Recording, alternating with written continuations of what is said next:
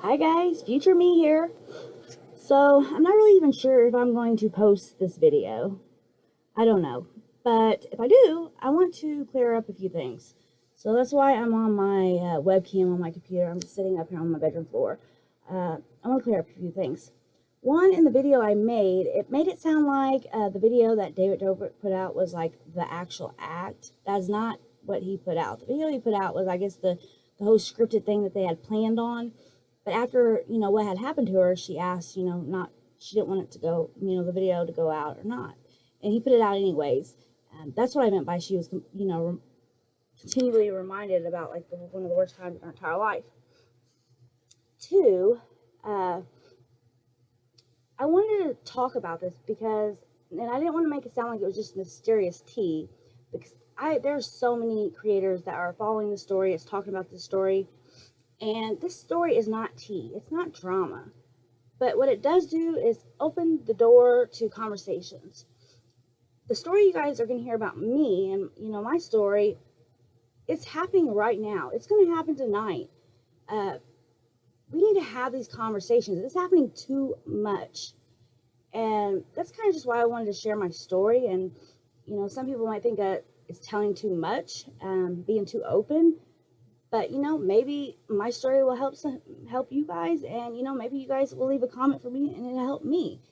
To me, when I hear about stories that like similar to mine, it helps me know that I'm not alone. And I think that's why it's important to talk about these things.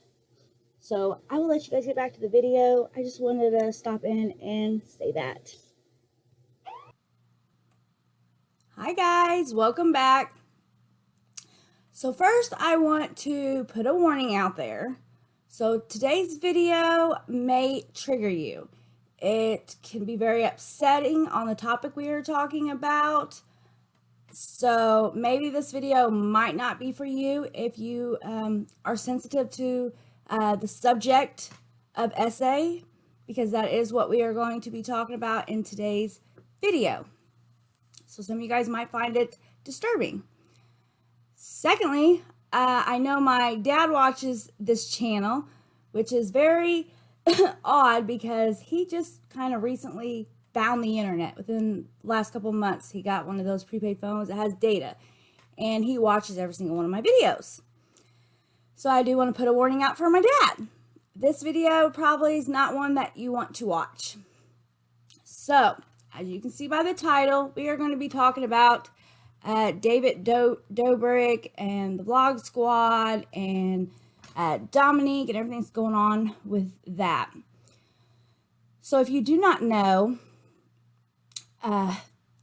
there was some accusations against Dominique SAing a girl. So she was very intoxicated. They've kind of gone back and forth. Nobody really wants to admit who bought the liquor. So, the Vlog Squad and all that, I don't know. I mean, I guess everyone has their own like community and the thing they like to watch. To me, it's very upsetting, especially knowing that it's mostly young adults and kids who are watching those channels. I did not realize it until I started looking into this, but there's only like one YouTuber who is like a no-no in my house. And it happened to be one of them who is on the Vlog Squad. And that was because one day I was going past my son's bedroom and he had it on YouTube, and literally every word, it was like a kid who just figured out they could get away with cussing, like every single word, like unnecessary. I'm like, I don't know who that is. Turn that crap off, and that you're not allowed to watch that person. So they're not kid friendly, but their audience is kids. It's nuts to me. And David Dobrik is kind of like the main guy, which is weird. It kind of reminds me of like a frat house, really. And I just feel like David Dobrik is way too old to be messing around in a frat house. You know what I'm saying? It's I don't know. It's odd. So what they do is they make pranks and videos and pretty much whatever can get them the most views. So some of them are scripted, some of them are not. Well, in this particular video, that Dominique wanted to do a video and saying that he could have like a threesome or a foursome with these girls. And I guess he put it out, I don't know where he put it, Instagram, TikTok, Twitter, whatever, one of them social medias that are trying to get girls to come over for that video. And some band girls responded, and they came over to the house. Now, I don't think they thought, that they were going to be doing that, but maybe they thought they could just be in the video as like a scripted pretend type of thing.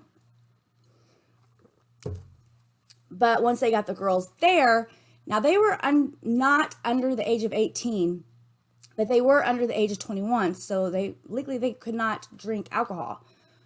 Well, I guess they wanted to get the party going, so they thought that it would be loosen them up by going to get alcohol. And one of the girls were like so intoxicated she couldn't even stand, and allegedly that Dominique, essayed her while she was completely intoxicated. And not only that, David Dobrik put the video out. So now this video, well, I think he's taking it down now. But he had that video up, like one of the worst times of her entire life was broadcasted, all over YouTube. It's just, I don't know. So I've been watching, a lot of people have all kinds of opinions on this situation. And I hope that's not showing through. But I do not want this to get taken the wrong way at all, because I love Mysterious Tea. So she's like one of my favorite channels. She kind of strides, like makes me stride to do better on my channel. So she's not one who's like the first one on the drama, or the first one to get a video out. But she takes her time, she does her research, and she really executes her videos very well. So I really enjoy her content. With that said, I just got done watching the video that she did about it. And although I do understand where she's coming from, I know what she was, attending and trying to say, but it's still a little upsetting just because. So I'm going to give a little bit of background on myself. Some people say that I might be too opened and I might give out too much information, but really I'm an open book, and I don't regret nothing I've ever done in my life. I wouldn't take nothing back. Even the trauma that I have incurred, I wouldn't change it, because all that trauma is what built me and who made this woman that is sitting here in front of you guys today. So I would not change not one thing. So with that said, when I was 3 years old was the first time that I was assaulted, which I don't remember it. The psychiatrist says that your brain, when you go through something, such a trauma, that sometimes your brain blocks it because it thinks that you can't handle that information, which is kind of what happened with a lot of my childhood. But I don't think that's what happened with what happened to me when I was 3. I just think I was 3 years old, so I don't remember it. So that's kind of right. It doesn't really bother me that much because I don't remember it. But that's kind of why the Sophie case kind of really touched me in a personal way, because when that had happened to me, it really split my family up. So I guess I had came home from being at that place, and I had complained that I was hurting, and I got taken to the hospital. They did an exam, and that's where they found out it had happened. But not all my family members believed me, which was very strange, because as I got older, I found out that I wasn't the only person that he had done that to. He was never held accountable, never went to jail or anything, because he was terminally ill, and my grandmother who raised me, my grandma and my dad are who raised me, they did not think that, they didn't want me to go through all that with the courts and everything. And I mean, as I said, he was terminally ill, so they let it go. But then when I got older, I was 14, and I want to give like a little bit of a backstory of how I met these guys. So there was a group of guys I hung out with, and they all kind of hung out, and there was this one particular guy that everybody knew from the neighborhood, but it was like every time he would come around, they would all try to like show out for in front of him, like I don't know, like I don't understand it. And they were scared. A lot of them were like scared of him, but they always wanted to like be on his good graces. And this one guy I was kind of dating, we'd been seeing each other for maybe about a month. Well, we were all at a party. We'd go to house parties, and at these house parties, a lot of the girls would be drinking and taking drugs, and they would be running around the house butt naked. While I was there with some of my friends, and while they were running around the house butt naked, I was sitting in the kitchen with an ex of mine, and we were just talking. We were still friends. And my friend came out crying and wanted me to come to the bathroom. And when I went to the bathroom, she had told me that this guy had forced himself on her, and not only that, he hurt her. And I know for a fact it happened because she had me look to see and, to make sure she was okay and all that. So that's the first time I had seen this guy. I had knew who he was, which I always got a really just a bad feeling. I didn't like him at all. Even before that, he was just a bad vibe. So I was 14, I was in 8th grade, and my best friend at the time, he would come get me after school. We'd go to the liquor store, we'd get a 40, we would ride around town, bumping music, stop by a friend's house. I was a wild child at a very young age. And we happened to go by this guy I was kind of seeing's house, and that other guy was there. And so we were all in the car riding around, and I was putting my eyeliner on. He hit me in my head just to be like a prick. I mean, the dude, he was a prick. So we were just all hanging out, and they started handing me Xanax pills. And I just took them. Like, I didn't even really think anything of it. And it was almost like they just kept handing them to me like candy. Like, they just kept giving me more and more and more and more. And I just stupid, just young, stupid, 14, naive, just kept taking them. And I mean, I'm not really going to go into details, but I think what hurt really the most was the person who was supposed to have been my best friend. Like, we had known each other for like a few years, like years before that. He was supposed to be my best friend.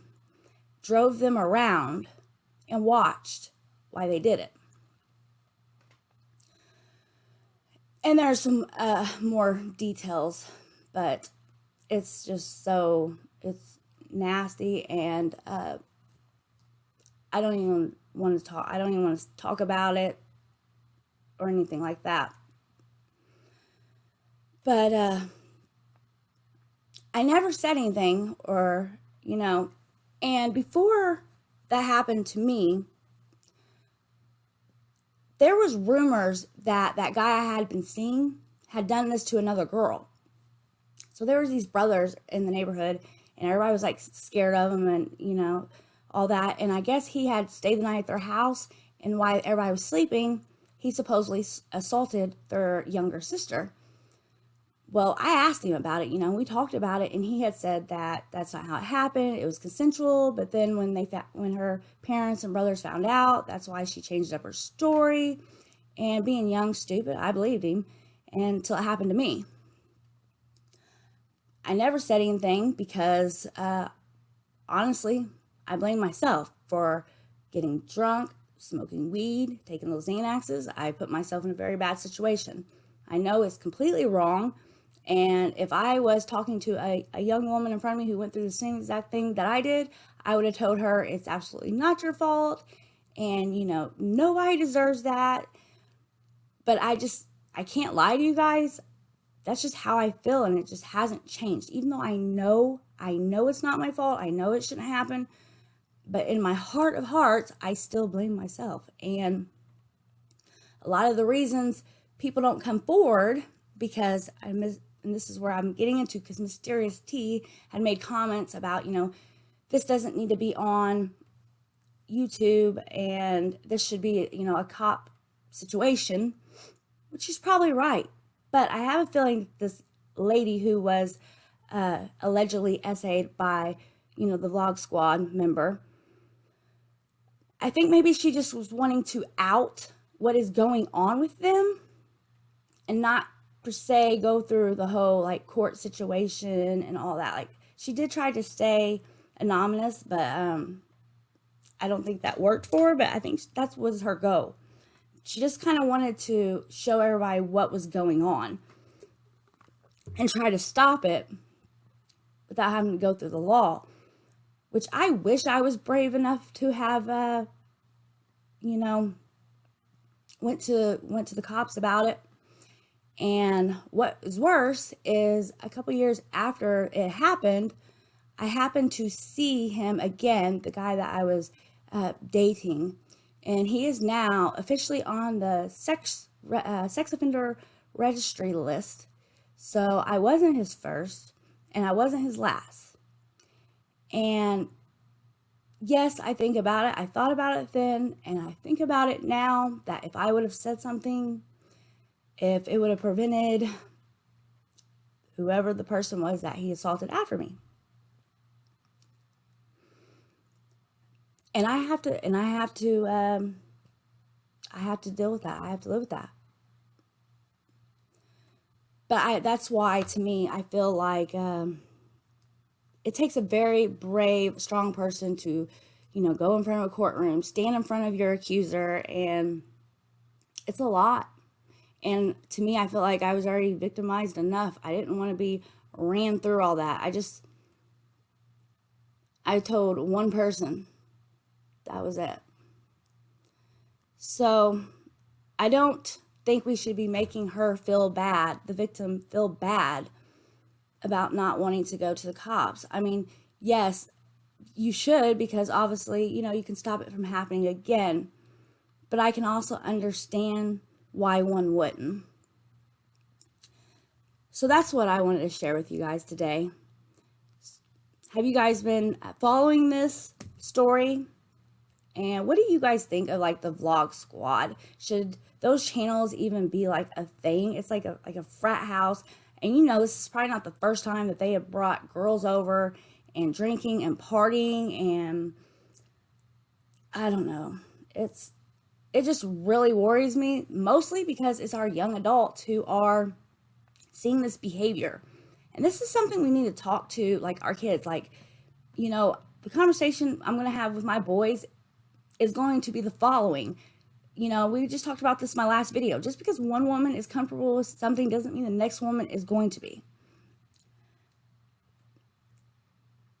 The woman can, like, stop giving consent at any time.